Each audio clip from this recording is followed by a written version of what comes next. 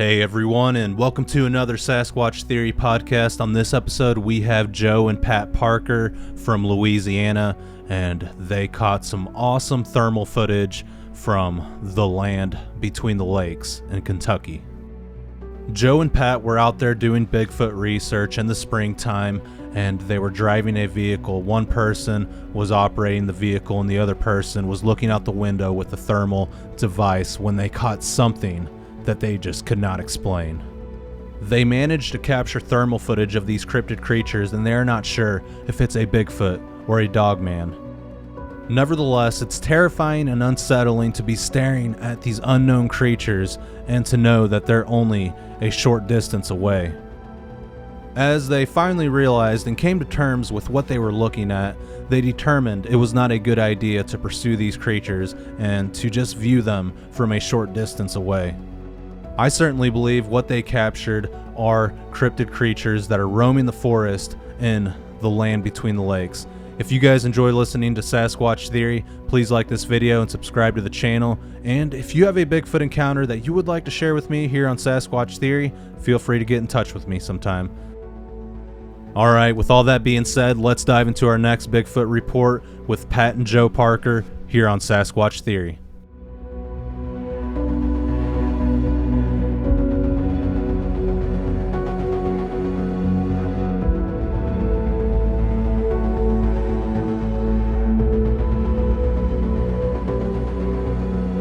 Start recording. Start recording. Okay. Okay. Okay. Okay, it stopped. Whatever it is, it stopped. I see it turning its head or whatever. I don't know. Yeah, look. Right there, yeah. What the f*** is that? Look, you just turned full body toward the thing. What the f*** is that? Yeah. What the f*** is that? Zoom in. Zoom in. Hey, I'm being recorded and I'm cussing. What is that?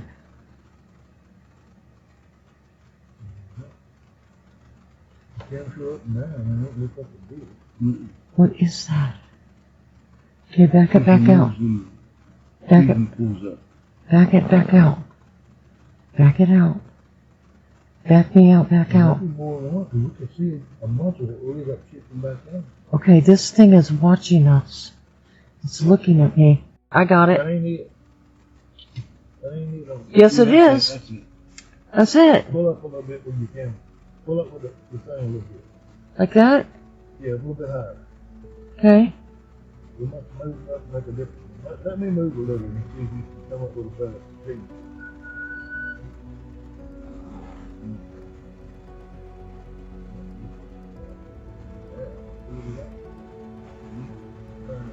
No, it's still there. No.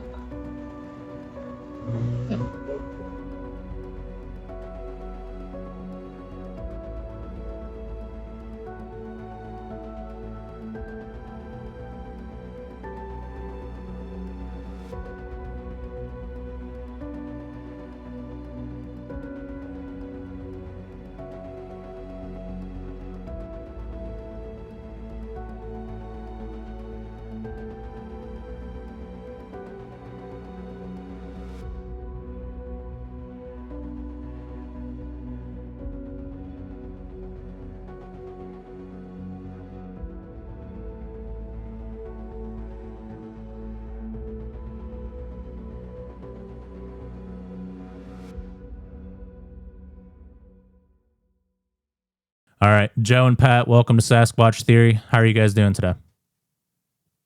Doing fine, Miguel. Great, thank you. Good. Glad to be here. Yeah, absolutely. It's a pleasure to have you on the show. Joe and Pat, if you would, tell me a little bit about yourselves and where you guys are from and this Bigfoot encounter that you guys had and the thermal that you guys captured. Okay, well, we are a couple. We've been together for quite some time now, and we're both retired now. And we live down here in Louisiana, kind of a Midwest Louisiana, and we've been we call it boogering. We've been boogering for a while together. We both are believers in it, and we both. Well, she's had a couple encounters of visuals, and then now we had this other encounter that we'll get into. And so we've been going out quite a bit the last 5 years. This year we got us a new thermal, so that's helped the cause of catching something at night, like we did. And we've been together and been going at it, and we're good. We're our best friends, and that's what we do. That's amazing. If you guys would tell me what you were doing that night and kind of what unfolded with this thermal footage.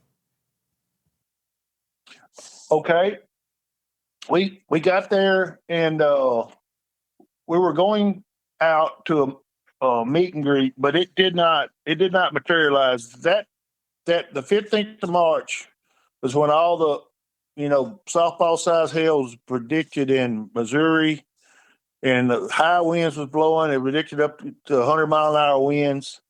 And that weekend, for whatever reason, they had a meet and greet pre-scheduled, and so we was going to it, and it was in Land Between the Lakes, and we had an opportunity to stop. And the night before everybody was supposed to get there, and everybody, I got on the messenger group chat and said, "Look, guys, if y'all want to turn around, y'all can, and or stay home, and we'll turn around and go back home."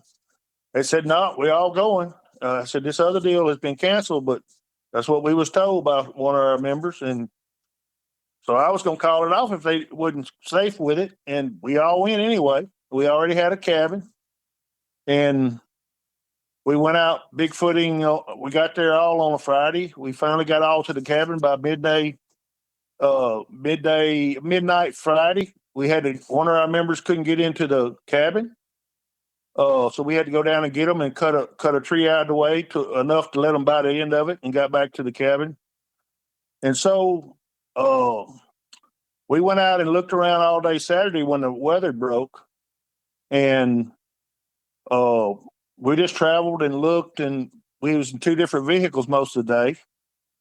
And when nightfall came, we went and got a bite to eat, and everybody decided what was going to do, and then we said, "Well, we'll go back out because it's our last night here." And we didn't know what was going to get into. But anyway, we all loaded up, three of us in my truck and three in the other truck. And we took off with our thermal in hand, and Miss Pat was running the thermal.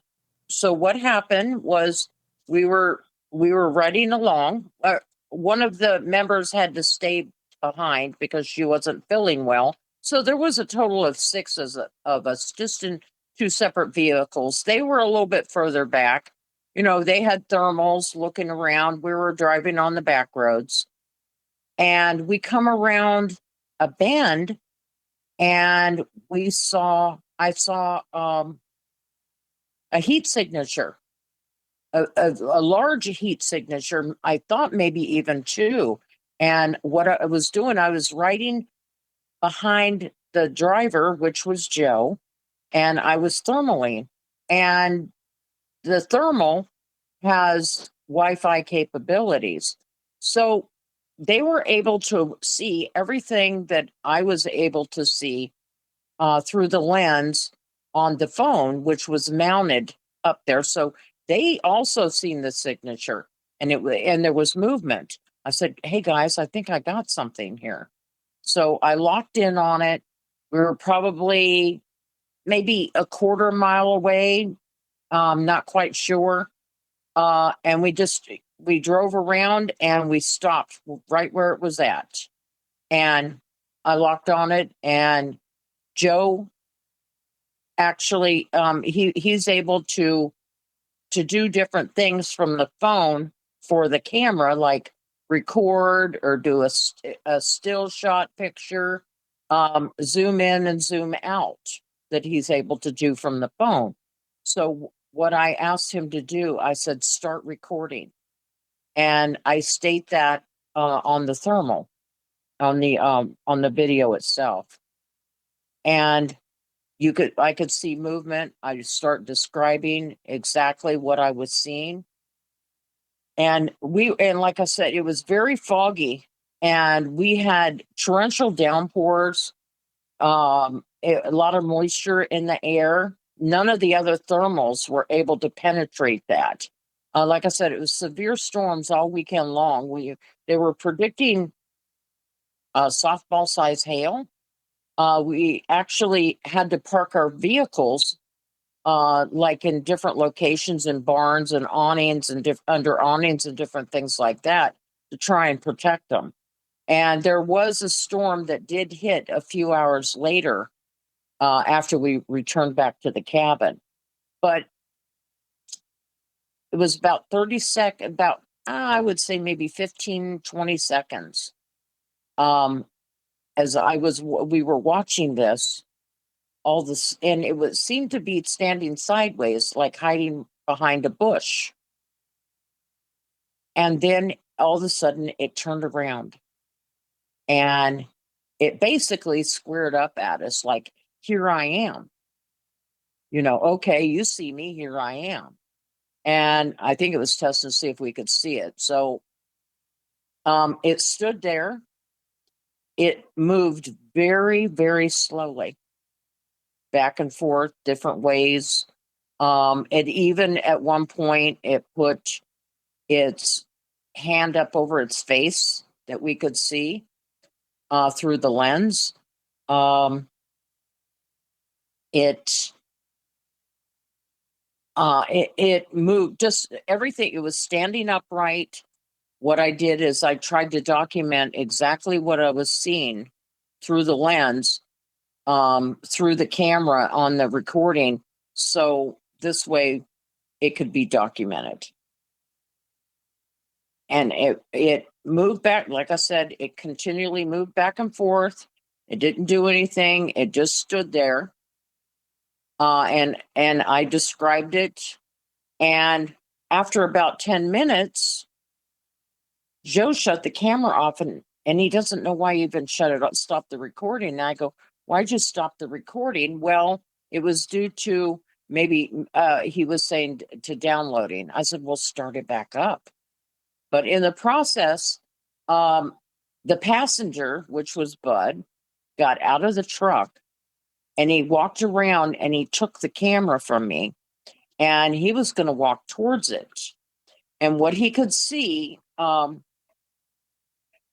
when he was at the edge of the road, there was like a partial cornfield that went back to a wood line, and it was a small wood line, and behind that wood line was a deep creek. Was a creek there, and the subject was standing on the other side of the creek. He stepped out. And what it did is it hid from him. It turned sideways and was standing there. And I was able to record the orbits on the eyes. I don't know exactly what you would call that. You could see the mouth moving a little bit. You could see a hump on its back some as well. And there was a heat signature like in the abdomen area. It was shifting different ways. It appeared to be trying to hide. So it was showing some kind of an intelligence. He, at one point, he did shine a flashlight over there. So because I asked him, I said, light it up. Let's see what this is. We knew we had something. We knew it was some kind of cryptid. And he could see the creek. We were not able to see the subject itself. We didn't hear any noise. We didn't see any eye shine. But the thing is we did have the truck running, and Joe had basically just put his foot on the brake the entire time. It was never put in park or the vehicle was shut off. But in the meantime, as well as our other group, the other truck come up behind us, and he had got out as well with Bud, and they were both standing there looking at it. So there was two vehicles there. When Bud decided he was going to maybe walk towards it to see what it was, and he stepped in mud, above his ankles. He had a pair of slippers on, and he chose not to go, which I believe it might have been a good thing. And he got back in the truck, but when he got back in the truck, whatever it was, the subject turned itself back around where you could see it, what it was.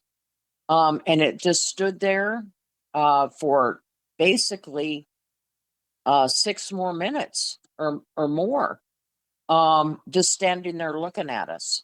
Like I said, slow, very, very slow, calculated movements, shifting one way to the other. What we can't understand is it had an out, and we can't really understand why we didn't take it. We had done the process of elimination. It remained on whatever it was on 2 legs. We were able to get some still shots, some different things like that. But when we drove away and we decided, hey, it's just time to go. We had already been there maybe 25 minutes, and it never offered to leave. So as he's driving off, it paralleled us. We could see it. I'm still filming. And we were able to catch on the film a total of 3 subjects. And it was carrying something as well on top of it too. And like I said, and then we drove off. We do not know what it was. We weren't able to get a close look up on it. And Joe will explain that the other things that we did, like we did a recon about a month later, and he can explain that. It was like, it's a 10-hour trip for us to go up there. And the rest of the guys had anywhere from 5 to 7-hour trips from where they were coming from. So it took a little while for us to go back. And we all got, it was 3 of us went back within our truck that was there to do around the film itself and knew the video and was in on some of the audio and all that.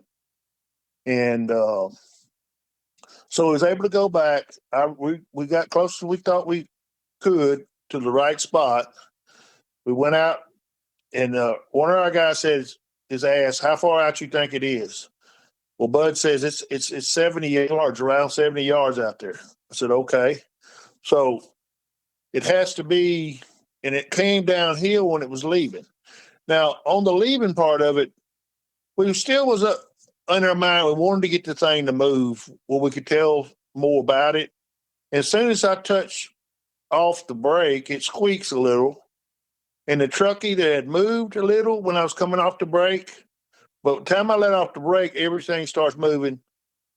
2 subjects go downhill. I didn't realize for a long time why did she or it came toward us and downhill instead of going away from us and hiding, or moving off away from us. But later I was able to see another subject, a little smaller subject in front of it down the hill, and it went by and they both walked off together. You have to slow the film down, to slow-mo it. You can see 2 sets of legs walking up till they get to a big tree. But at the same time, it's a subject way bigger than her, or it, whatever you want to call it, way bigger than her that's moving just left to right. In the background, you can barely see it, thermals of it, and it's going right across, walking pretty fast pace. And all 3 of them get to this big tree that's kind of lined up, I guess, where they thought they were hid from us, which they was. And then they go off at about a 45 down the creek or up the hill from the creek. And that thing, it walked down. The only hill was there because I was looking for elevation. There was none.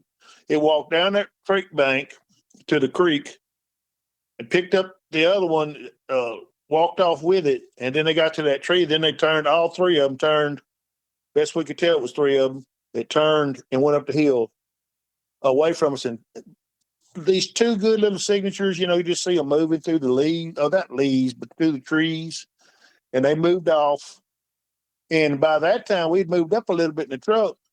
But it wasn't no use staying there anymore because they was going. They was gone. They was ready to leave anyway. I say that this creature showed lots of intelligence. It was sitting there holding its ground where it normally probably would have got out of there, but it had possibly two smaller ones with it. It had one smaller one that walked off that I could see plainly on film. So I knew it had responsibility for it. And then the big creature that came across the back of it, later on, I noticed how much bigger it was than the original one that turned around that we originally seen. Yeah, that is interesting. How far away from the vehicle do you think the Sasquatch were? So the creatures themselves was around the 70 yards. When I went out and redone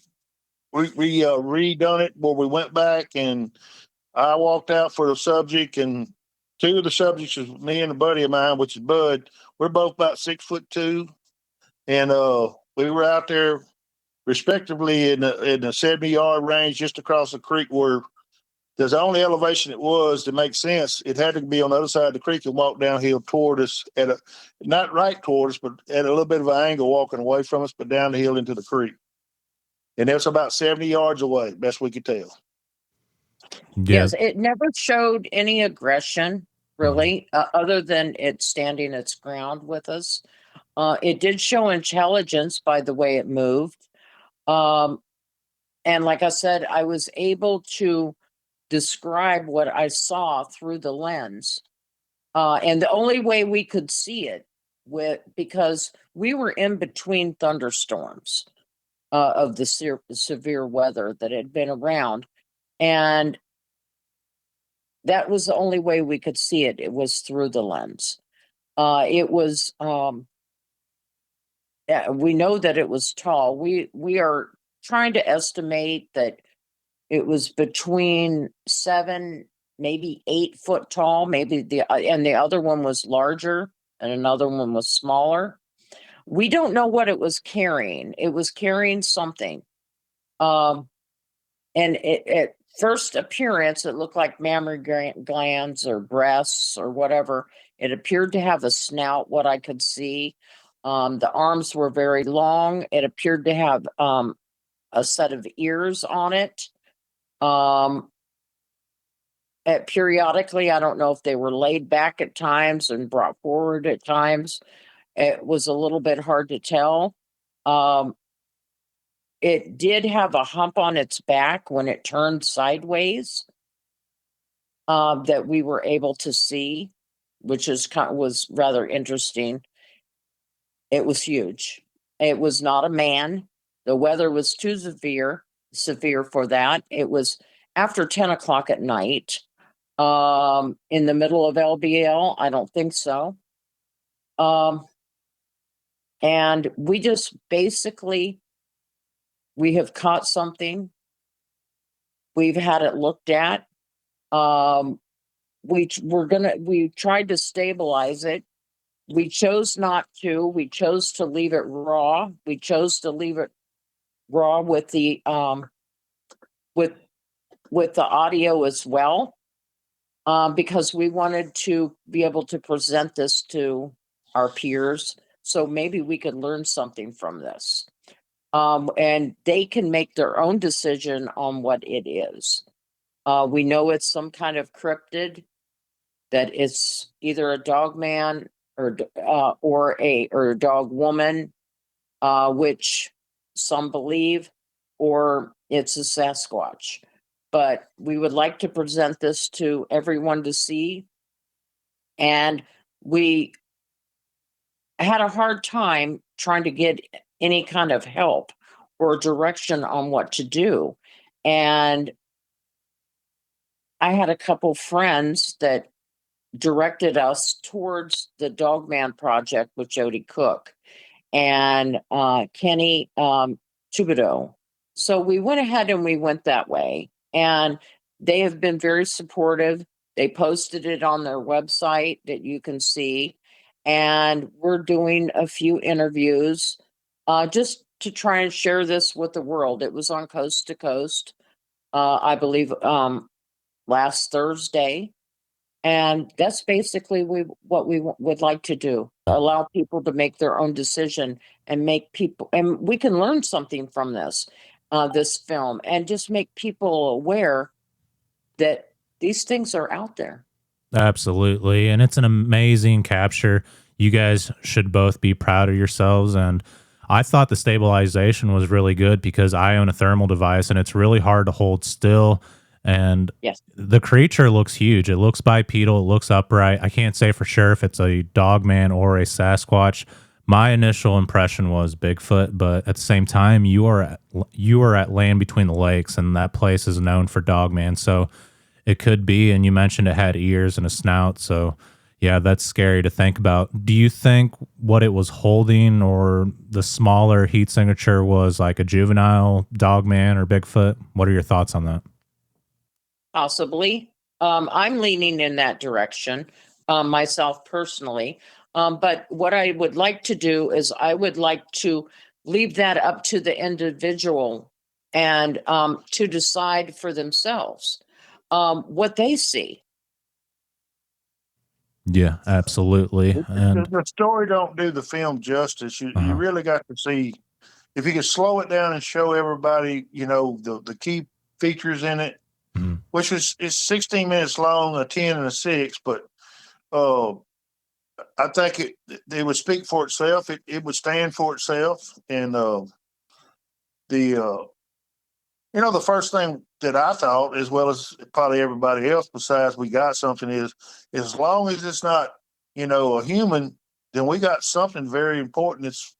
It's stayed way too long that normally people catch. Usually it's only I think I never got it, put the thing in park, or never even thought about anything. I'm thinking we're not going to be here but a second. It's going to turn and be gone. If you move the camera, it can never be. I mean, you move it a little bit, it may not never get it again. Mm-hmm. Yeah, absolutely. But it's not way. That's what made me think it had a responsibility. In my opinion, I don't see creatures hunting with their little ones. It's not controllable, or they're not staying in line. I think they were on the move due to the weather and the lack of, maybe due to the weather and, working the animals that were out that night. It was just tons of game out in between them storms, and the wind and the rain and all kept, the scent down, and maybe their tracks, the noises down where the deer couldn't really pick up on it as good. I don't know if they're just moving place to place. They might have been hunting, but it just don't seem likely that they would hunt with the little ones.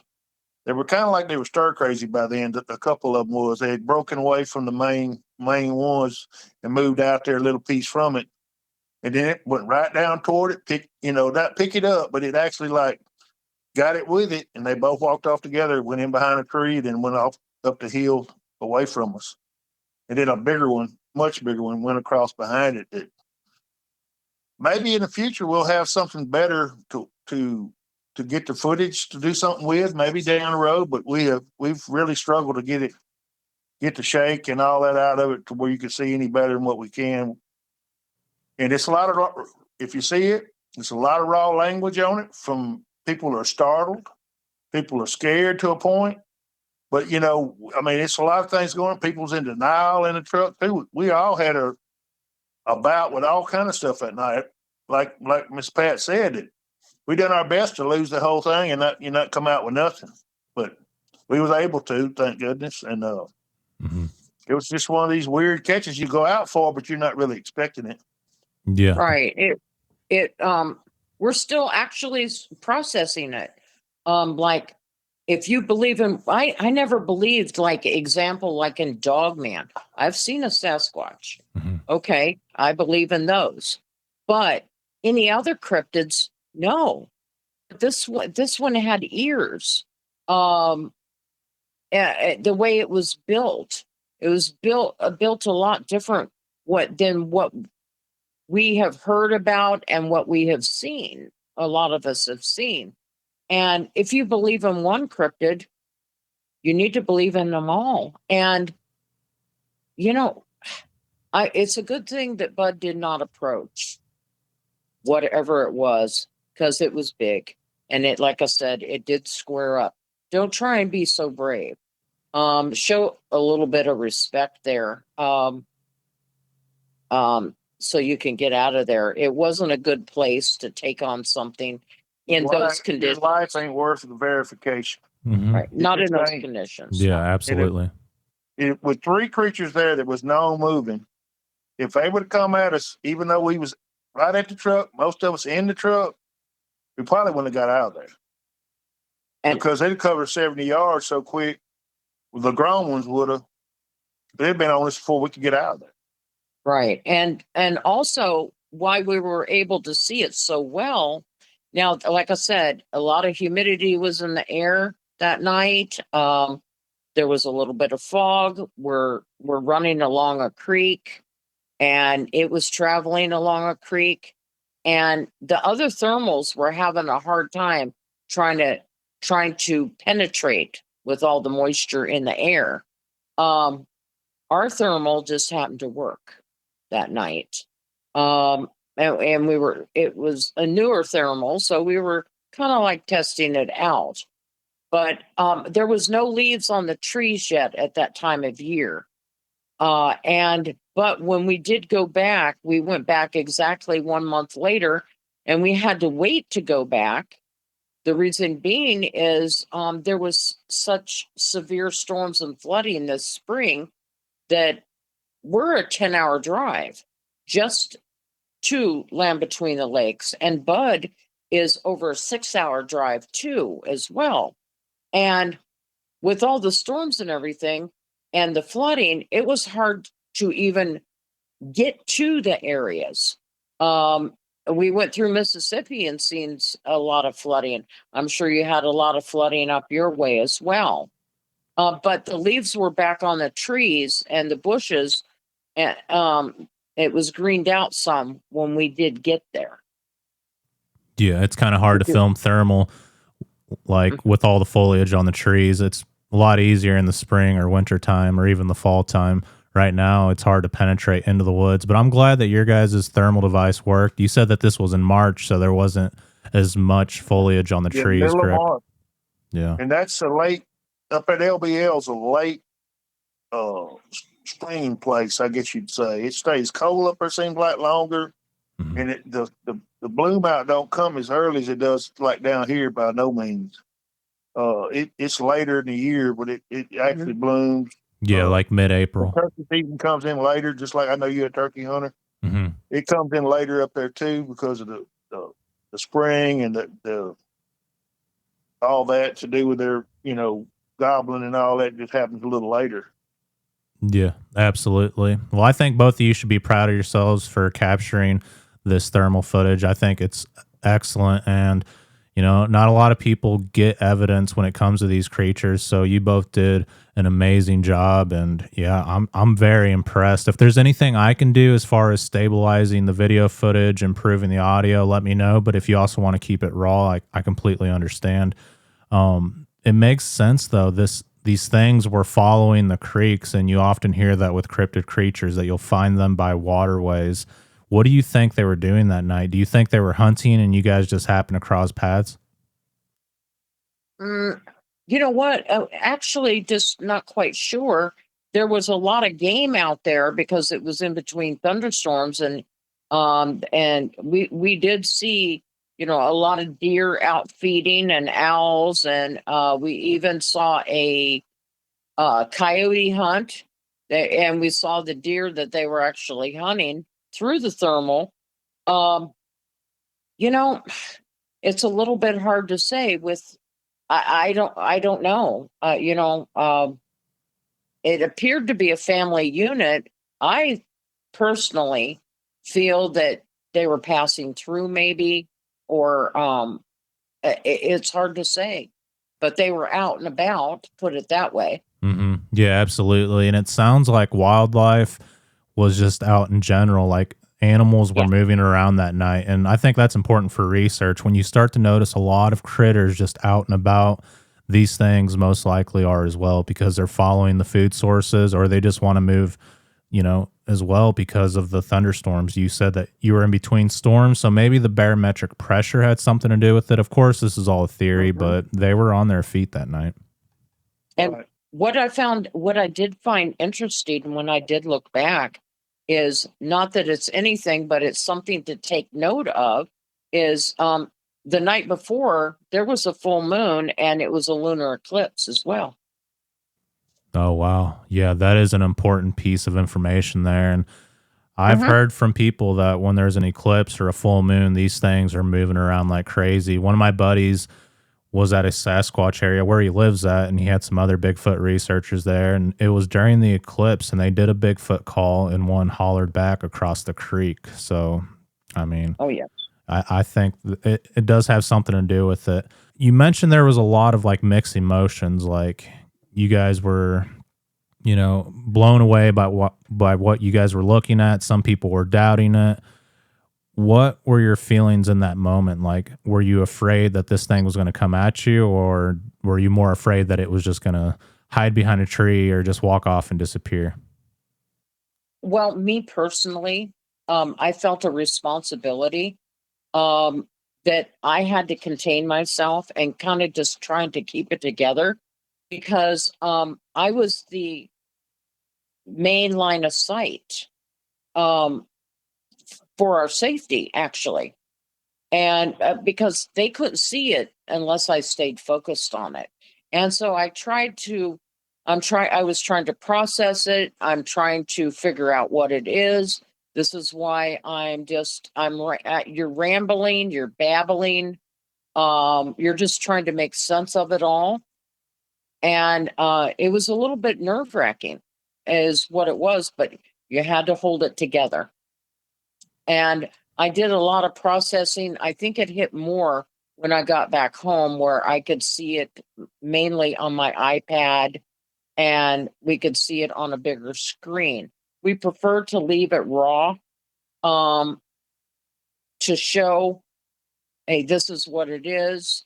Um, we do not plan to show the entire video anyway, just some key points. And like I said, there's a little bit of language in there, and that's what helps with it being real. It was raw, and Mhm. we were all over with what are we seeing? I think the fact that we didn't see and register exactly what it was and could see is, it like a daytime close up sighting would be where you're looking right in the eyeballs or something, and you should look right back at you. But looking through the thermals, we went on and continued our night um, thermal of hunt, or whatever you want to call it, because we went on another probably 5 or 10 miles around there, go real slow, just doing the same thing we was doing. After that happened, once they moved off and we moved off a little bit, we just kept on going about 10 miles an hour down the road, just looking in wherever we could through there. And we might have cut them off if we'd have moved quick enough when they were moving. We might have got ahead of them again, but nobody thought about it at the time. We were just glad to get what we got. I think it set in really hard when we got back home. What could have happened and what would have happened if different things could have went down. It was really a thing. It took a little while to process it before you realize what kind of danger you could have been in if things went south. I think they would have went south. That Bud would have made it over that way much further, or across that creek, especially, or to the creek. He never got back to the truck if it came for him. And I don't know what you do with, no matter what you got, you can't hardly stop multiple creatures like you think you can one. It's just, did you just because you can hit them don't mean you're going to stop them. You know how that is with critters running after you hit them in a dead blow. I mean, they'll keep right on running to whatever, and if they're up to getting you, they're going to run till they get you. I yelled at it, trying to get a reaction. Um, I got a slow movement where it did turn and look at me. And there may have been others, but I wanted to stay focused on the subject so we didn't lose it. We tried our best to lose it anyway, but I wanted to stress, you're never prepared. I don't care what you say, you're never prepared when it decides to hit. I have learned, I'm a big audio buff. I have learned that my audio is running when I step out of the truck, always, because I have lost a valuable information by turning it on when I got out. So you're never prepared. The only thing we wish we would have hit record when we first saw the subject at a distance, because it was large, very large, and it seemed to split like there was two. And like I said, they were behind the wood line, and with there are no leaves on the trees, we were able to see it pretty well. And when we rolled up on it, like I said, I knew we had something. Yeah, It's a I distance off the agree. road too. Mm-hmm. You know, as far as when I walked back there and I got it 70 yards plus, and I was on the bank on the other side, I says, no wonder they didn't move. They didn't think no way in the world we'd ever see them, because no ambient light from a truck, a car, whatever was going to be glaring back there that far off the road. It was such a, across a creek, had a buffer zone of woods with the creek, and it was working in between kind of two fields. And I seen right then. I said, no wonder it didn't run. It thought, as long as we drove on by, and we didn't have no means of, we'd never see it, and we wouldn't have seen it. If you'd have had night vision instead of thermal, you wouldn't have caught it. It was that well hid when it first turned. It was just nothing stood. It was no form of a body there that stood out at that point. When we pulled up the side of it, like she said, we was a good long ways when she first picked it up. Then we got up there, pulled on up, kept on going. Till we got up even with it at a 90 degrees away. Across from the field from it. And then it was around 70 yards, but by then it's done hunkered over its back to us.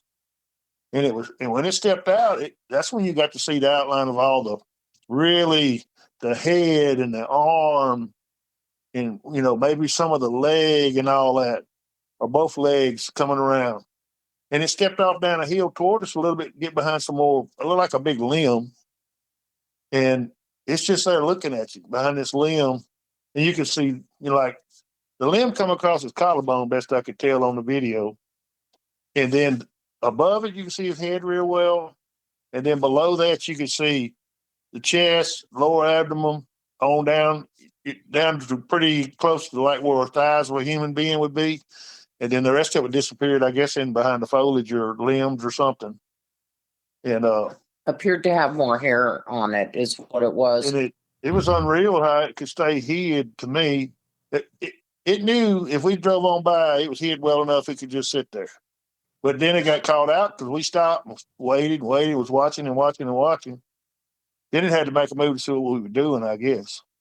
Yeah, you can tell it was confused. Like, how are these people able to see me? Are they looking at me? Because they're so used to cars driving by at night and nobody is able to see them. So I think that's what it was trying to figure out. Like, why did they stop? And I think you guys deployed a very good tactic there as far as someone driving and another one filming with the thermal device. I've done that several times, but of course, when someone else is driving, it's hard to get them to slow down to where you can actually pick up something. And I feel like you guys were working together. The people that I was with, they're going like 40 miles an hour down back roads. At 40, but yeah, but you can see like deer just standing at the edge of the woods right off the road. And like, it's the same way with deer. Like, they know that nobody sees them, but with the thermal device, it's like, oh, stop, there's something there. And it's a good way to capture stuff. And you need to, yourself, you need to film slightly ahead of the truck, because if you ride at a 90-degree turn, it's going by so fast, no matter what speed you are, it's like a blur. But if you get out in front of the truck a little bit, it slows the reactions down in your eyepiece. And we can stop. If she says something, or I see it on, she don't have to say anything. If I see it on the screen, I'll stop the truck at 10 miles an hour and I'll be right there at it, instead of being zoomed on by and have to back up. And by then, if it's something running or wanting to get away from me, it's done gone. Yeah. Because it makes a lot of difference. You're right about the speed. Yes, and we live relatively close here in Louisiana to the national forest. So we had this thermal for about 2 months, and we missed a great capture. We dropped the ball at a location one time. Um, and we're going back to that location here in the future. So we did get a better thermal. Um, and we had been out religiously working with this thermal anyway for the last 2 months. And we learned how to drive along and how to recognize different things. We even saw some burns in the forest that I was even calling it, there's something there, and it's a little bitty fire that hadn't even gone out yet. We were able to catch flying squirrels when they First were, time. yes, when they were in rut, and just different things like that. If it may have been somebody else that was kind of new with their camera and hadn't used it a lot, may not have caught the signatures. But with us working together and both in the vehicle and had been doing this for a while, is what created more or less our success. Yeah, absolutely. And watching the flying squirrels fly around like Superman is really cool. And it lets you know Yeah. that there's stuff around you and you would have no idea unless you had a thermal device. Well, you're right about that. If you got a low quality one, you'd hardly ever pick that up from far off of you. He's picking it up from 100 yards away. You've seen a little old bitty, looks like a dang shooting star running from tree to tree. Little bitty thing, and then all of a sudden it runs to the top of a pine tree and bails out. And I'm telling us, if it's gliding down, and it can't be but one thing, it ain't a bird. It's going to be a squirrel or something, a flying squirrel, because it's going down, because that's what they do. Another thing, I wondered if that thing was not a real old female, and she just made a bad decision of taking an unneeded chance of staying out there where too long, because they could have easily got away from us, Miguel. They could have easily, when a truck comes around, how far down it was, or truck lights is there, they're seeing us truck lights really, really easy from their distance, from where they're at. They could have went and hid. You'd never seen nothing. But they just didn't have the idea that, I guess, that far back as they was, that we could see them. And then when we stopped, it really blew her mind. And I don't know if she was younger and just took an unneeded chance, and or she was just got caught out, in a bad situation for her, a good one for us. And there's a lot of study in that thing. I found stuff this week. It's been had it 6 months just about, and it's every week, every day you look at it, you'll find something different. Yeah. Perfect strangers come up during our outing we was at, and they would tell you stuff, and they'd see I didn't see. And so you're right. That is a hot spot, and this is moving off when at the end of the video. What was really confusing to me and sparked my interest is I couldn't understand what was in that abdomen area to light up the way it did. And it looked out of form. And it took me a month to try and figure out what I was looking at. Actually, it took me a month. Like I said, and the Dogman Project found it right away and I intentionally didn't say anything to them just to see if they would pick it up. But they did. They saw it right away. There is, like I said, all of that can be seen on the website with the North American Dogman Project. Anybody can go look at it. And we are getting very positive feedback, which is great. Not always do you get that type of feedback. I wouldn't pay any attention to the negative feedback. You're going to get that no matter what, and you just kind of have to ignore it. But I do Yeah. feel like these things were curious. And one thing I noticed is certain parts of this creature are like more lit up than others. And to me, that was Mhm. indicating that it was completely covered in fur or hair, whatever you want to call it. Yes. On the one picture, I don't know if I sent that to you. I'm gonna double check. But what really sparked my interest is the one that's a little bit darker. I got a magnifying glass and looked at it, and you can see the mane. It looked like a lion's mane around its neck. The arms are unusually long, and the fingers. It looked like fingers were different, and it looked like something from Dr. Seuss, The Grinch, with the hair or fur coming off of the fingertips, which I found that quite interesting, and the snout. Yeah, it very well could be a dog man. And I got similar thermal footage one day when I was camping in the Mark Twain National Forest, and we were out there cooking and we stayed for a few days. We started doing like rock clacks and calls and wood knocks. We were doing it a little bit too excessively, but something showed up and I could see it probably about, I don't know, I'd say like 60 yards or so, give or take, into the wood line, and it looked like it was bipedal. I think it was a juvenile. I'm not really sure, but I figured if it's Bigfoot, there's probably more around us. Like I've been in the situation where they completely surround your camp. So I panned around and I did a full 360. When I looked back, it was completely gone. And I showed you guys that footage, and it's kind of Mhm. similar to what you captured. Not as big, not as impressive, but I think it's pretty close.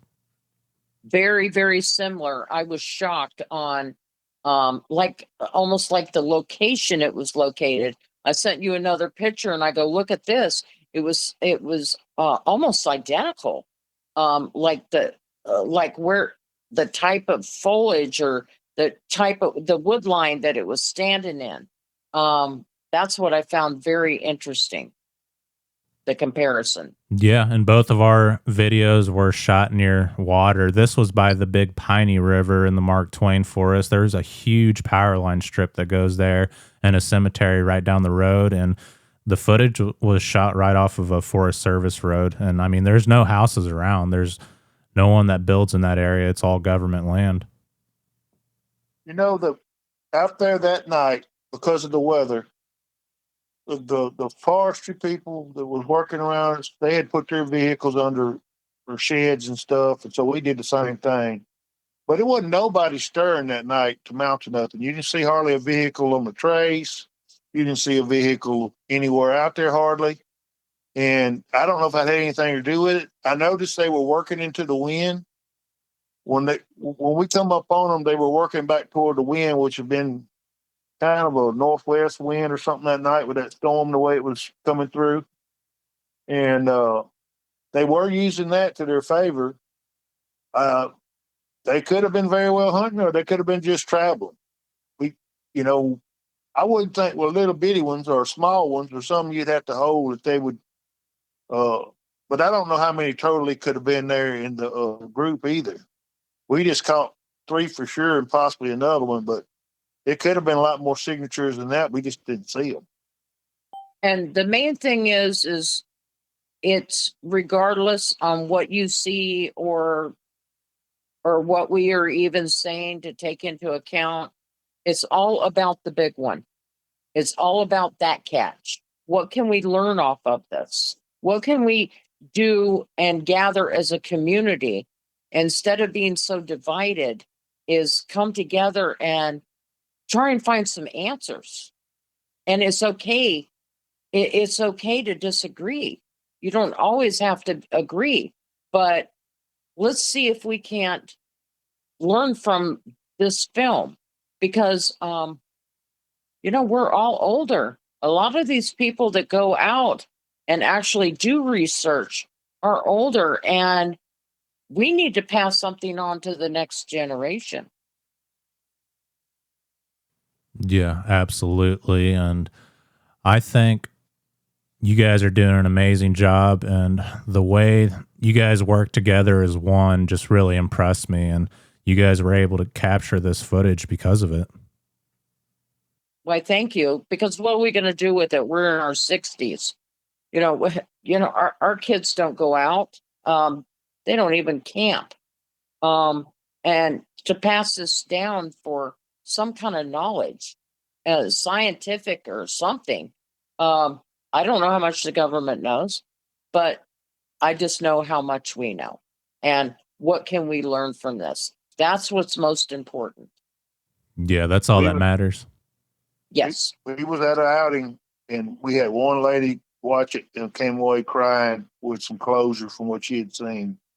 And it was all worth it right at that point, whether anything else happened. Yes, we had been, I had received a few emails, a few messages, and it just made it all worthwhile. And some of our friends that saw it that have had encounters, it was thank you for the validation on what I saw, because they said I have been called a hoaxer. I have been called different names that I really didn't see it. I saw a bear. This is exactly what I saw. And thank you for that validation. And it shows exactly what I saw. So that made it worthwhile, all of it right there. And if it gives somebody some kind of closure, even more so. Yeah, it makes it worth it. And it's nice hearing people with positive feedback and saying that you helped them out. But you just got to know that there's also going to be people out there who are saying, you guys are hoaxers, you're lying.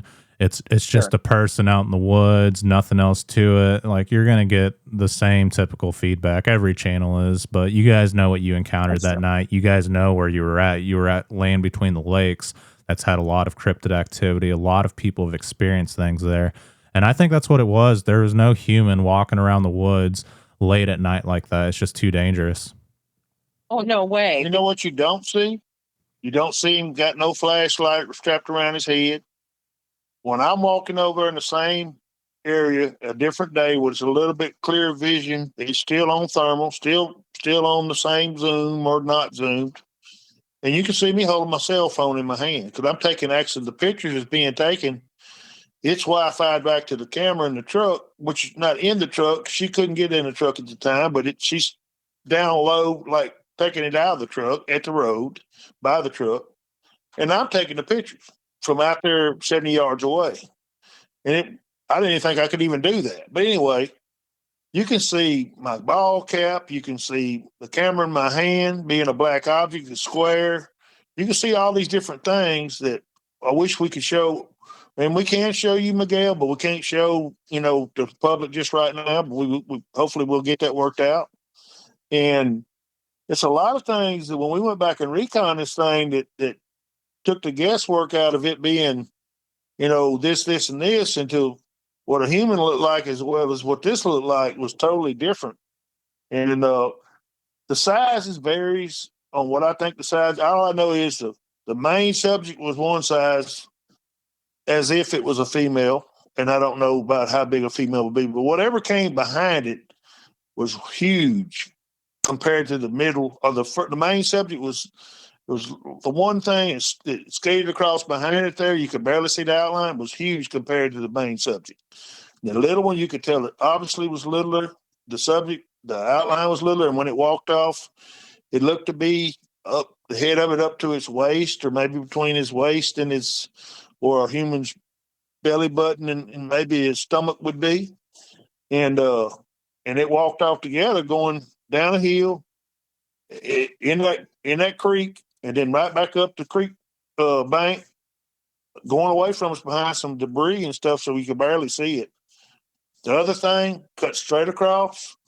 It goes behind the same big tree, and it keeps on kind of traveling. I guess it's a spoil bank or something over it's traveling on, but it just keeps going straight and goes out of sight in just a millisecond. We do ease up the truck a little further, and by then, everything that we was looking at's gone. Also, this was a thermal scope. Who in the world would be standing out there having something like that at you, There was just no standing gun there in in this the thing's dark. arms. If they were poaching, there was no gun in it. There was no headlight or hand light or anything like that ever to be. Nothing was seen like that. Somebody would have. Yeah, I agree. And I've noticed when the stars are out at night and there's no moon and low humidity, the thermal devices work really well. But when it just rained, it's really hard to see. I mean, it still works, but it's not as clear. Like some days it just looks super good and high quality, and other days it's like, it's not as good. What kind of device were you guys using? It's a AGM 25 by 384 Rattler V2, but it's a Rattler V2. It's like I say, 25 by 384. You know, they make up to a 1280 now, and they got 640s. The next one up is, and it's a middle grade in their, I guess you'd say a middle grade scope in their division, and it shows really well to me, and it was way better than the 160 we had before, and myself let people know that these things, no matter, they're big money for most people. So I use it for a dual purpose. I didn't want to just buy a handheld monocular and then couldn't use it for nothing but just that. So I went ahead and got the rifle scope that can be used either way. And later on, if I need to get out and do some varmint hunting or something, then I could take it mounted on my gun. I've already got the cantilever scope mount on it, and I'll be actually running on a Picatinny rail on a tripod, where she can use it like for a handhold for it. We can set it up, but you don't really know what you're going to get with when something's happening that fast. You just can't do all those things you'd like to be doing. You know, Yeah, it's it all just good in theory until things actually happen. exactly till you get hit in the mouth. Then everything goes array. And like I say, we didn't. Most things happen so fast you don't get but less than 30 seconds, and then they gone. Yes, to make a decision, you're either on it or you aren't. And thank goodness that there is platforms like yours, particularly that people can go to and hear encounters and maybe learn from that or have the same experiences, and that we are able to share with. Yeah, Because I'm a absolutely. big follower anyway. It's most impressive that not only you're a videographer and a host, but you actually get out in there and do the footwork. Mhm. You have excellent places to get to go, but you also go public that anybody can go to. And if they follow your channel, they can see a lot of good tips, a lot of a lot of time in the field. And you do your due diligence to get the best you can get. And Absolutely. I try to, and I appreciate you guys for that. I applaud you every day. The little things you come up with, your helmet and different things you come up with. Mhm. And I'm thinking about, well, we using that, but we ain't using this, But it's a very expensive game to play. Yeah, it is. It's highly expensive. You can waste a Yeah. lot of money too. Yep. Just to travel alone is expensive, but Hmm. to have the luxury items to go with it, it's expensive we have very little knowledge. We learn all the time on the computer. Now, when you get it back home and try to do something with it, that's a whole new ball game. I Yeah. mean, just getting it on the thing is one thing, but get it downloaded and putting files and all the audio she goes through. Hmm. It takes a good little bit of time to do all that. Oh A yeah, And lot it of takes a lot of time. I was just going to say that also that when you go and you bring this kind of evidence back, not everybody is able to work with it or not willing to work with it or a little uncertain to work with, or just don't know how. And you don't know what you're limited. you're limited. And thank goodness. I mean, I almost contacted you on this for your help. Better off. Yeah, for your help. Because the knowledge isn't out there, or the guts to be able to post something like this. Yeah, absolutely. And I'm glad you It's contacted frustrating. me.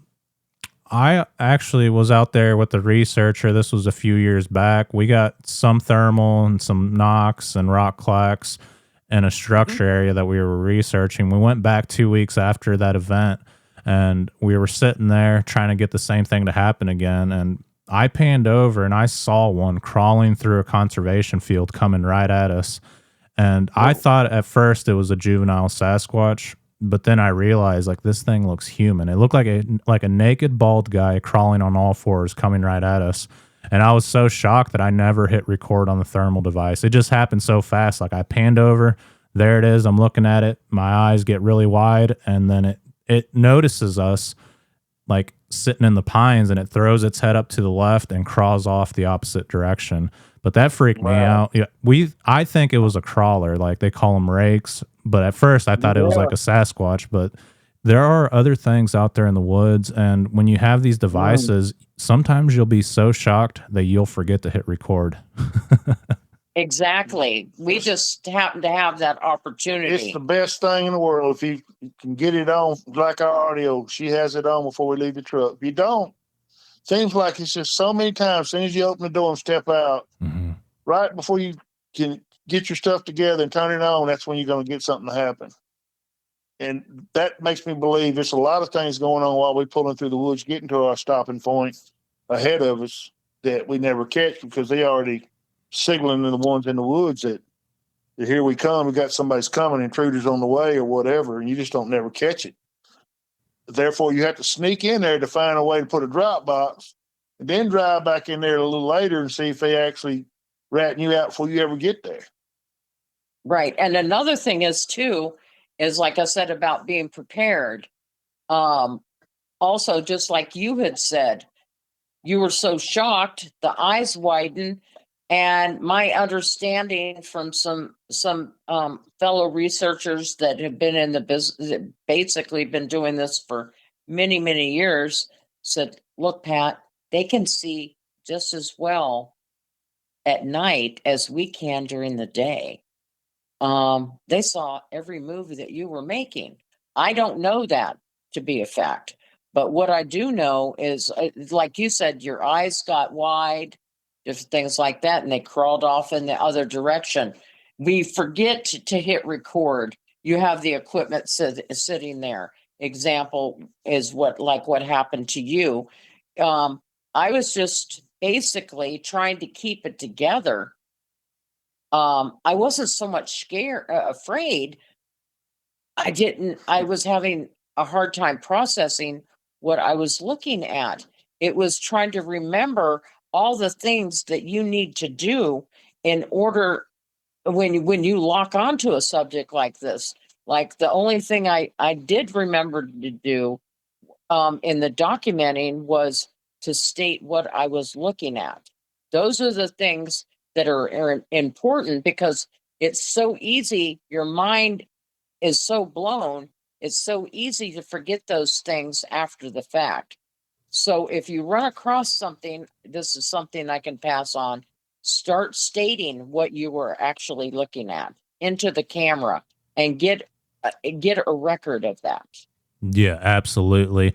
One thing I noticed with both of our thermal footages is our reactions, like the cursing, and that was like the first thing I said when I saw this was like crap. Well, I didn't say crap, but you know what I mean. Yeah, well, I mean it's a reaction that she only does that during a very surprised time, and you know it happens to all of us. But I will say this: it helps, as you made mention of us working together. All she really has to do when it's just me and her is hold it out the window. When she gets on the subject, just hold it on it. And it's up to me to zoom in or out. She tells me, zoom in, Joe, or zoom out, Joe. I can work the brightness. I can work some of the contrast. I don't really do all that, but I need to get it over on the video part of the camera that's on my phone. The dashboard on my phone is showing all it just like you would be.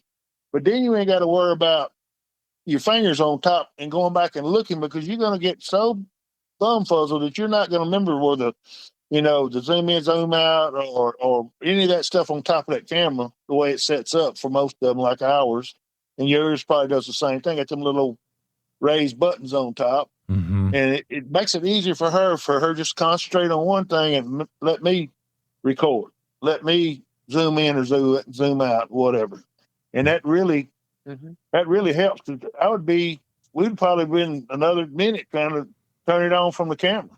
Absolutely. Well, another thing too is how many times have you heard or experienced?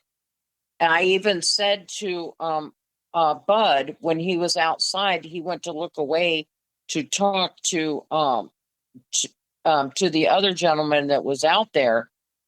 Don't look away. Don't look away. Because that's the first thing that happens. You hear everybody. I looked away for a second and then it was gone.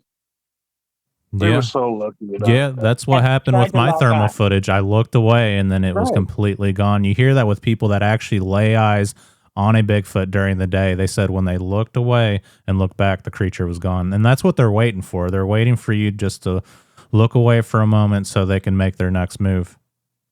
Right, exactly. This one here just had a responsibility of other ones with it. It couldn't just, if it had been by itself, it could have done that, what you just said. It just, any movement we done. Well, when they heard them brakes go off and that truck move just a tad bit, it was time for it to cut a shuck or whatever you want to say. And the whole clan could move then, because they didn't want to leave nobody behind. I don't think they was on the same page. If you got like one or two trying to pull out your arms, just say one, and then one on the ground in front of you, that's two responsibility of you with you, perhaps. And then another one behind you might be your dad, but we don't know that. And she just had lots of responsibility that day, or she would have made that escape as soon as we probably first got there. Well, we were given the opportunity of movement is basically what it was. But if we could, like I said, the purpose of releasing this is a learning video, is to learn from it. That's what's most important. Yeah, I learned a lot for sure. Never give up and just go out there and do research. I mean, it's easy to just get down on yourself when you're out there in the woods. And I'm sure you guys have experienced it. You go out a bunch of times and nothing at all happens. And even if you go to like known hotspot areas, it's just like, what the heck? I spent a lot of time, a lot of money, a lot of hours, and nothing. Exactly. Right. You always hear about the other guy. They were going down the road and one run across, blah, blah, blah. And I'm thinking, Pat's saying the same thing. Why don't that ever happen to us? We're in the middle of the night, two old people nobody would believe anyway. Why don't they run across the road in front of us or something? And they haven't, but I mean, until this thing happened, but you just don't never know when your time's called or your day. I mean, you just don't know when you're going to hit the lottery, if it's such a thing. I don't know if that's a good thing to say, but it's kind of, you just don't know when you get your time's up to see these things. And we all hear, if you see one, you're going to, you might get in that loop where you see more than one down the road, or one or two down the road or something. We don't know that. I know it took 60-something years to find the first one. If that's what that is, a Dogman, it took 60 years to get the first one on camera. So I don't see us doing another one no time soon. Exactly. Not in our lifetime anyway. Mm-hmm. Exactly. This is our bingo. This is the time where we're able to talk and enjoy one another's company. It's just something that we have an interest in, and it's kind of like our hobby that we are able to do together. You have to be able to enjoy what you're doing, and we enjoy going out into the woods and into nature and seeing the different things, and that's what's most important, is enjoying life as well. Absolutely. Don't go out there looking for Sasquatch specifically. If you don't enjoy nature, you're not going to enjoy doing research. Exactly. It gets you away from the. If you ain't got no signal, you don't have no cell phone, you don't have no computer issues. You have time to talk, time to look, time to come back in the real world where you're supposed to be anyway. And you're just out there doing your thing. And you never know. Lo and behold, something may come by and give you an eye or a squall or anything. You don't never know. And this is not the only place that we go to. We spend a lot of time in Alabama. We have a private residence that we go to once a year. That we have a lot of activity that we enjoy going. We go camp out in the national forest. We went from a tent, which we still have all that camping equipment, to a camper. And we're able to, we have all the gear to go with it. So we're able to go boondock and be quite comfortable. Yeah, that sounds amazing. And it's rough sometimes camping in the woods, and it's like, oh man, Right. this is pretty hard on the body. But when you look back on it, you're like, I'm really glad I did that. Right. Yes. You're exactly right. Exactly. And we're not above, going out and walking and tent camping. It's just that, we kind of don't have to. I mean, not on that. We Not didn't bring anymore. chickens either. We're not. Yeah, this way, hey, we can do both. Yeah, absolutely. As long as you're out there. Right. I noticed you had on the old man's place over there. You were doing it out of the camper, you and your pup and all. And I was thinking the same thing about it. It's all right to camp, raw bone tent camp and all that, but it's also all right to do it that way too. That way you have some amenities or whatever. Get out of the cold, the rain, the heat, whatever you're running into. Yeah, I enjoy campers and tents. I mean, it's all the same to me as long as I'm out there in the middle of nowhere with no cell phone signal. Exactly. Put those cell phones down and go out in the woods. Yeah. Some of our peers will go camping, just lean back in their truck seat and stay there all night and do it for days. That's not necessarily what I like, but some of our peers do that. I mean, some of them like hammock camping. Some of them like to go 10 miles back and hammock camp. We got all kind of people out there that we know does everything. But where we normally go, to be honest with you, Miguel, if you go a little piece in the woods, it'll be another ridge and another road. If it's like a national forest that has a big road net, and you don't get very far, you'll be over to the next road net. You don't get. I mean, it's just like on and on, like back to back like that. There's nothing to take off on one road net, walk through the woods a little piece, come out on another road net with a food plot over there. Just cut when you drive. When you can't drive in, you just cut cross land to some of our things we go to, and sometimes we get lucky, find a track or get wooden ox or something. You never know. You have to put the work in. We've had several experiences. We've had several experiences, and we have learned a lot of times just sit around the fire. They'll come to you. Yeah, sometimes that's the best tactic. And Pat and Joe, if you guys would tell me about some of your encounters and experiences, like what got you guys into this. I know you said that you had a Bigfoot encounter in the past. We had went with a small channel. Joe and I met, actually. We were in the same channel years ago. And she decided to have a little get together at Falk, Arkansas. I was in Cincinnati, Ohio at the time, which I still own a home up there. And we were all just really good friends, a really tight group. The woman was on late at night, and we all got together and we went to Falk, Arkansas. It was mostly women there for several days. The night Joe came in on a Friday night. On Thursday night, with us women camping there, what we would do is we would go to bed late. We would go to bed about 10 o'clock at night. We go into our tents and we would sit and watch out the tent and talk to one another. Well, the one on Thursday night was sitting there, and I laid down in the tent. We could hear all of a sudden something running through camp. It was a full moon those few nights. It was running past the tent, and it was hitting my tent as it ran by. There was a camper there. They were messing with the knob on the camper, but after the third time of pushing my tent down, it went down into my face there that time. And it kind of unnerved me there quite a bit. But what she had me do, she had me get out of the tent, come over there with her, and she said, let's walk to the wood line. So we walked to the wood line, and she said, tell them to stop. And did you know it didn't happen the rest of the night? But the following day, Joe is in another tent, and he's right next to, he set up his tent right next to us. And there was a tent in front of us both, in between. And I was sitting there. We went to bed. I'm sitting there. The one girl had left the light on. She didn't know how to shut it off.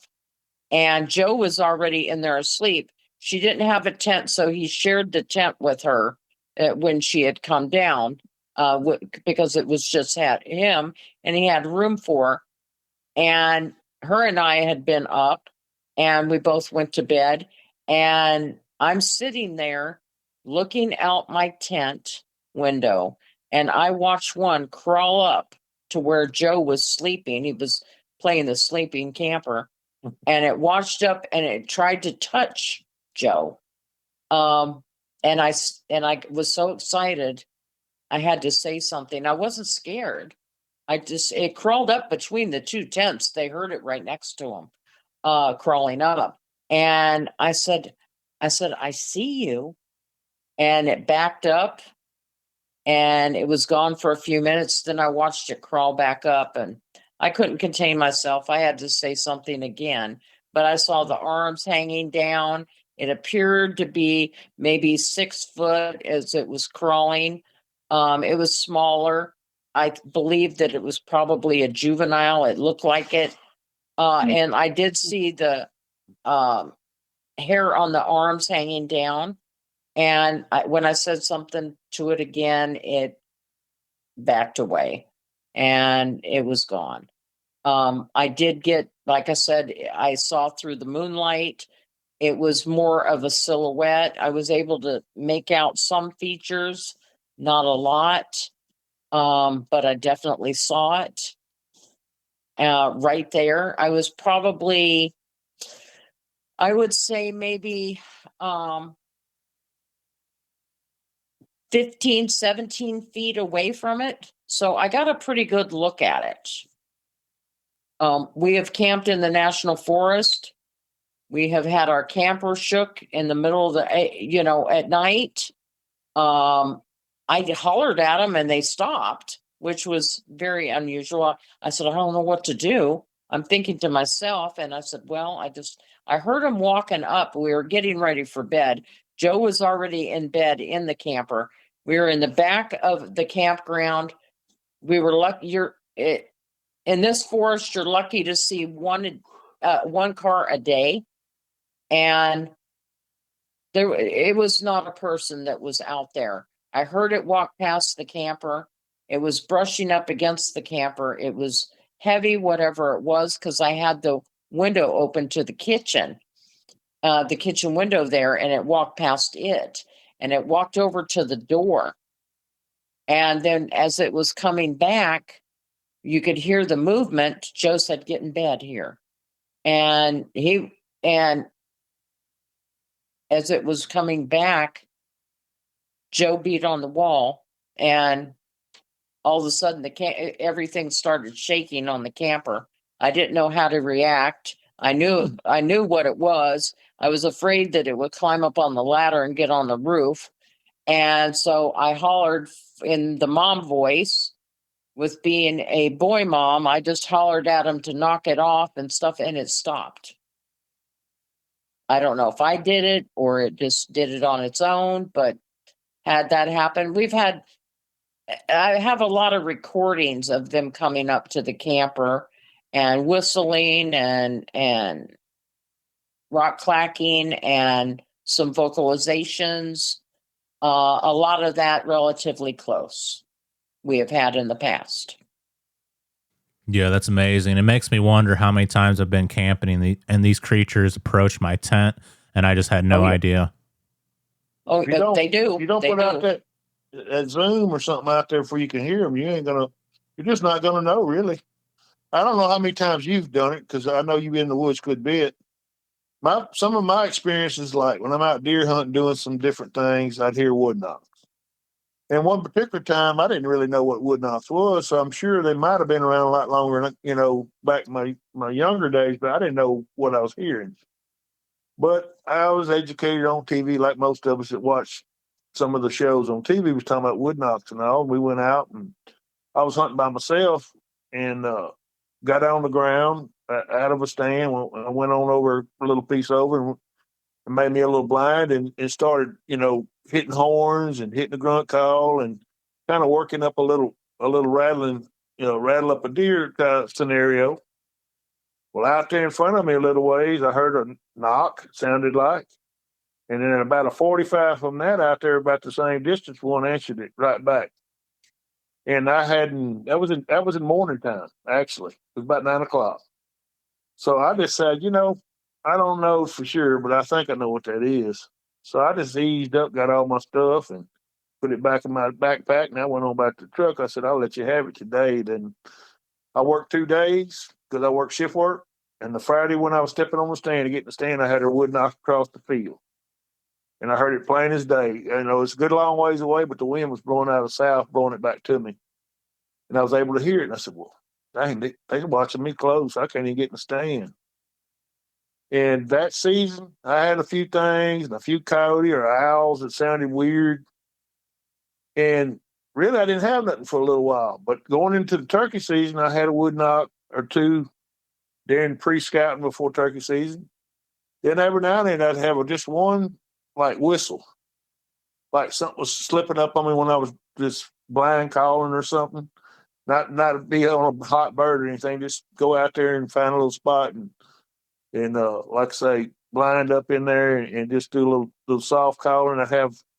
You'd hear every now and then you hear something whistle at you. Just a one little. I said, I think I know what this is too. That's another one of the telltale. And I had that several times.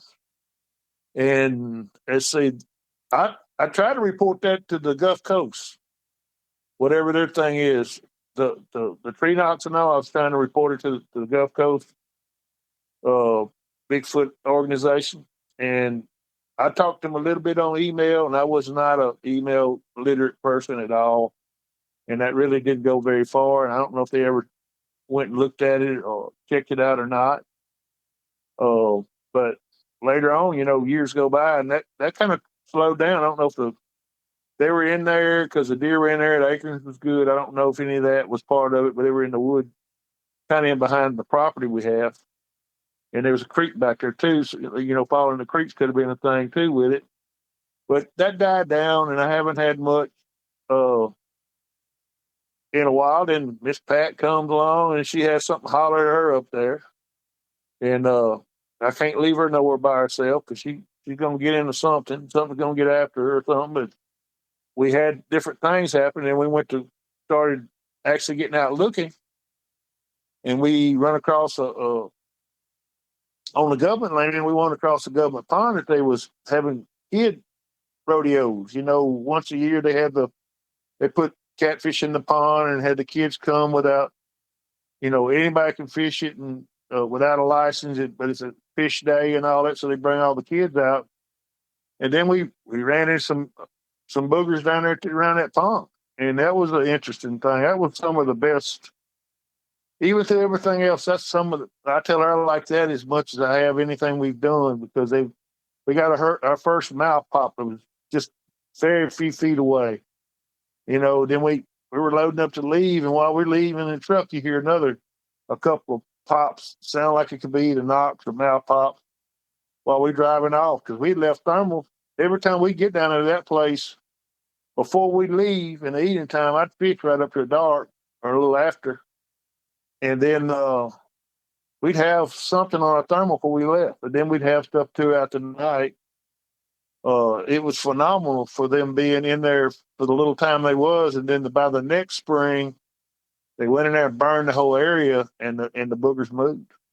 Right. And we caught them one more time that we know of up the road a little piece. It had a little soft knot come back one day.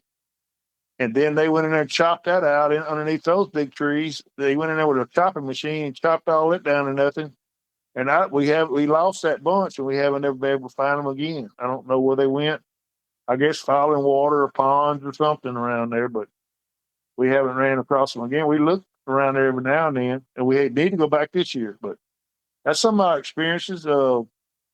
We have more. We had stuff this year that's a lot of weird howls and things, but that's just something. We usually have something. We've been lucky over the years. We usually have something happen. You know, if we get out, do any calls, if we do anything at all, or coyote calls or something. Sometimes we'll have some howls come back. That's weird, and they'll be definitely not coyotes the way they sound. Right. We the pond thing, we didn't know when we had gone out there that they were even going to have a rodeo. We found out when we came back to go pick up our audio recorder. But what we would do, we followed them for almost a year, and it got to the point is what we would do is we would hear them and we would record basically, live right there. And plus we would drop a recorder at the same time. So we were hearing, in real time, and also recording it, and also having a recorder that we would leave. Was that way we could take another one with us and study. But we basically followed them for almost a year. And we were getting knocks when we came out. I don't know. I wanted to take it very slow. I never approached the woods or anything like that. I was wanting to just build up a trust. If you were able to build up one, I just wanted to study and take everything very, very slow. What they do is they had a burn. They had different things. Now we have left them alone for a while. We need to go back. It's the time of year that we need to be back out there, but we've been out and about in other locations. We've had, Joe has even done an elk call, simulated that with a, what was that? A mouth call. A mouth call and like a bat, a plastic bat. People out of a plastic bat. Right. And that put him back in the truck because we had one holler back, and it was through a clear cut, and it sounded pretty wicked because I suspected it was there because out of with these pine forests, you can't always say, hey, this is a structure. In all the time that I have actually been out, I can say that this was a structure, and it pointed to everything that we needed to believe that they were there. So, and we could go on and on and on, but we have done a lot, actually. Those sound like some amazing experiences, and I can see why you guys are into the topic. And yeah, these things are out there, and they can be in a million different areas, and sometimes they just come through when you least expect it. Exactly. So what are your plans here in the future with the research? You've already caught this thermal footage. Where are you guys going to go from here? Well, we're headed back to LBL. I think that we basically just like to hang out with our friends too. And we'll go to, in different, in some of the channels, we're involved with, that we go in or follow. We have made friends with some people. We take off when we go to Tennessee. But we're headed to Land Between the Lakes. We just come back from Alabama at a camp out just last weekend, actually. Weekend before last. We just got back last week. We'll be heading back out towards that way the end of September. And then there's a couple places, and then we're going to go to a private residence at the end of September as well, that we go every year, that it's set up for us to go there, that he has activity there. That's amazing. Well, if you guys capture anything else in the future, definitely let me know.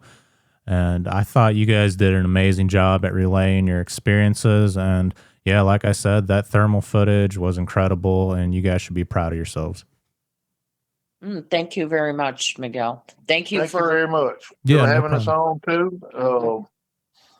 You never know, we might cross paths one day. You never know. Yeah, absolutely. If you guys ever want to camp, let me know, and I'd be more than happy to. Well, if you ever want to head down to Louisiana, holler at us. We'll put you up. Yes, and we'll show you the sites. Okay, that And sounds where to good to go. me. All right. Well, I appreciate you guys, and if you have any questions, feel free to reach out. And if you want to send me more footage, just send it through Facebook or email or however we can do it. Okay.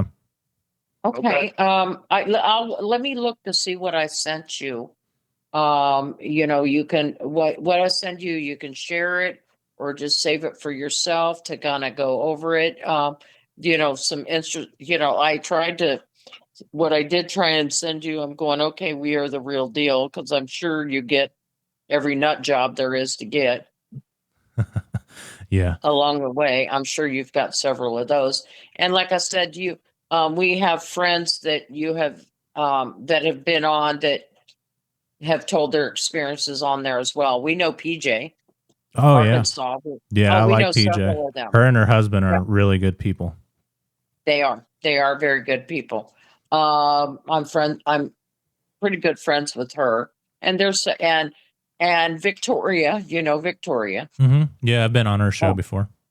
oh yes. I know. She wanted me to co-host with her, and I don't want to spend the time doing that. I want to get out and about. I don't want to be tied down. But we highly respect you. We thank you for everything that you do. And we follow you religiously. I do post in your chats, as I told you. I'm blue-eyed northern, so Okay. That's and amazing. everything. And yes, I follow you, and you always respond back, and it's wonderful. And we really enjoy your channel. And thank you for getting out there doing the work. Very much respected, because you not only you don't try and tell us what to see or what to do. You show us what you're doing. You know, whether it's and the results, which is great. Sometimes it works out, sometimes it doesn't it? Yeah, absolutely. And all you can do is try, and you can't please everyone. And sometimes you're even disappointed in yourself. So that's how it goes. Right. You know what? When we put this out, we were prepared for any kind of negativity. We're prepared for that. We know that as soon as we were going to put it out. That's why it was so hard to find somebody to try and help us with different things, because I think they were afraid of it. Some of them. Yeah. Or just didn't really know what to do with it. But we have found that we have been more true to ourselves and better off, because we didn't like the stabilization that was done, and we had some people that knew how to do it. But we didn't like the way it worked out. So we chose to leave it raw. Yeah, I think that's the better choice. And I mean it when I said that you guys should be proud of yourselves. I'm a thermal device owner, and when I saw that, I was like, that's pretty darn good, because you can spend thousands of dollars on a thermal device, and like when you're looking through the trees, it's just hard to tell what it is. And in your case, you can definitely tell that it's hairy, it's bipedal, it's way bigger than any man. And yeah, I thought it was pretty incredible. So I'm glad that you guys contacted me, because I own a thermal device, and that's the first thing I thought was like, okay, this is pretty good. Well, thank you. Thank you very much, because we were pretty much at our wits' end on trying to even get help. Because, you know, the thing is, I'm sure you've run across this before yourself, Miguel, is if it's not theirs, they really don't want to fool with it, you know? You Yeah. get that, or they don't really. Oh, they say they can do something with it, but they really can't. Yeah. I'm They just don't used to really have the getting like know-how. the pareidolia photos that are taken with cell phones, and it's just like, Oh yes, something that's please. repetitive. So when I saw this, I was like, okay, this is the real deal. This is an Yeah. AGM device. You can tell that it's something big. Like, Mhm. it's good. I like it.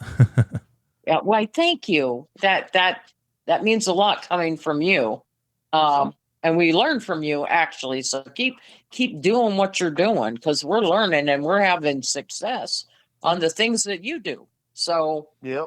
I mean, you got little tidbits that we can add to our arsenal that we'd like to have, and then you got a lot of really you got a good bunch of places to go, and then follow up on your story, and we followed the people. We're still following, the boneyard area and all that. With you going and doing all that stuff, Mhm. it's phenomenal. Have really good private areas to go.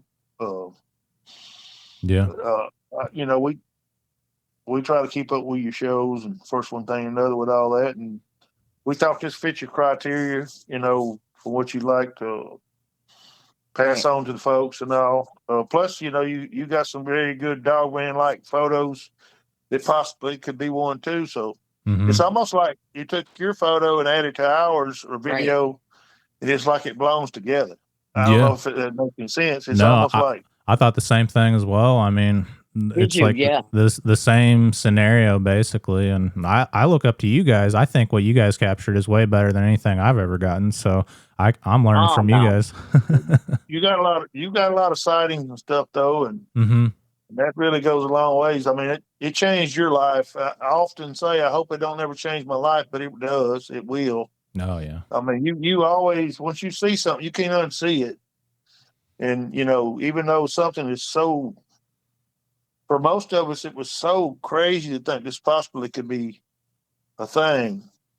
And, you know, we was on a channel just the other day, and her channel's way off from what normal channels are. And I think it was almost to the point it made our little find seem like just plain Jane. It was on Jessica's. But that's She wanted okay. this I on. was glad because you didn't have nobody taking it the wrong way and try to go crazy off on you or anything like that. We need to build up a positive rapport, Hmm. and then a lot of people just, I don't know, they're just weird about things. So I hope you can put something together with that, because we did fumble up there some, but I'm sure you'll work your magic and make it turn out pretty good. Absolutely. And if you guys ever want to use my thermal footage for comparison, feel free to use it. I don't care. Yeah, exactly. It's not a case that we even care about that kind of stuff, but give us credit for it at least, because somebody, like Jessica said, somebody's going to steal it, Oh yeah. eventually. People steal my Eventually they're videos going all the to. time. They post them up on Rumble, and I know they've been Do doing the they same really? with like the Hellbent Your Holler. audio? Well, they do it Uh-huh. the same with other YouTube channels. They'll steal the entire video and just like claim it's theirs. Right. Do you, I tell you where we go, and somebody who would be great for you to interview would be Flat Rock. Never heard of them. Oh, you never heard of Flat Rock, Booker, for Flat Rock? Oh my goodness. Well, No. send him some little something there. See Oh, if you Flat Rock would, like. but because we do go there and Hmm. people do go there, and we do all kinds of stuff there, and there's three of us are women. There's women that go there that normally he doesn't get, and we get a lot of response, and we do believe it's because we're women. We even did an experiment where one of our friends, she was a trained classical singer, and we had her listen to one of his audios and yell, and had her match it. She walked to the edge of the woods, and it sounded like roll call, and one was right in front of her and screamed back at her. No, wow. Yeah, I Oh definitely yeah. believe they're attracted to women, children, Oh, and definitely. I think it'd be cool to Yeah. have a girl out there singing and playing like acoustic guitar. I think that might pique their curiosity. Well, I tell you what I'm going to do, and if I get results, I'm going to come back to you.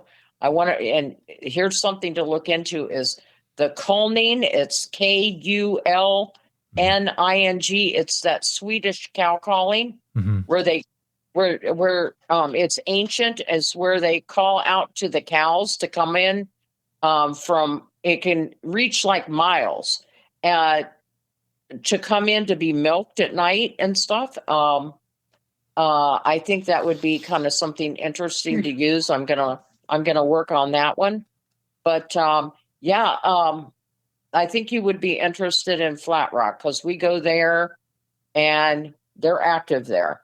And we get their attention when we go there. For some reason, they dislike us. They come up to us pretty darn close to the camper. They'll come up to the camper and to our area and right there at night when we go to bed.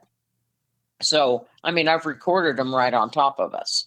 So, but we're like, what, 79, 80 miles from south of Shreveport. If you ever come down this way, we're in Kisatchie National Forest. Holler at us. Okay. Yeah, that sounds good to me. And if I ever go down to Louisiana, I'll keep that in mind. Or if you guys are ever in Arkansas, maybe we can meet halfway. Anything like that. That'd be good too. Sure, we've gone up to Mina and stuff like that. We get up that way with. I think she has the blue line zip line. She has them. She has them there, and she has like little Bigfoot things go on. But she has them on her property, and sometimes we'll go. We've gone up there and camped before too, as well. So. But it was wonderful. Thank you so much. I hope you can do something with this mess we just handed you. No, I appreciate it, and I'll definitely be able to work with it. So yeah, Pat, Joe, I really appreciate you guys. Thank you so much. Hey, thank you. Keep in touch, okay? Yeah, absolutely. Okay. Thank you, Miguel. Yep, thank you. And you guys have an excellent day. Okay, bye-bye. Bye-bye. Bye. All right, Pat and Joe, thank you very much for sharing your thermal footage with me here on Sasquatch Theory, and I certainly believe that what you guys filmed is a cryptid creature, and I am glad you guys didn't pursue it because you never know what could happen. There's been some horrifying encounters that have taken place at the land between the lakes, and I filmed similar in the Mark Twain National Forest on an investigation one time, and it just looks really similar to what you guys captured. And for those listening, I will leave a link to that video in the description down below and on the end screen when this video ends. It almost makes me wonder if the cryptid creatures were Gugways, because you said you thought that possibly it was a Dogman, and I said it could have been Bigfoot. But the more I analyze the video footage, it kind of does remind me of a Gugway. And a Gugway is similar to a Dogman and a Bigfoot, but it kind of looks like a grizzly bear on two legs, and they are extremely territorial, and they are just a different type of cryptid creature. But yeah, for those listening, if you guys can, please like the video, subscribe to the channel, comment down below, and if you want to help future investigations, feel free to leave a donation. Thank you everyone so much for the support. It really means a lot that people are listening and watching these videos.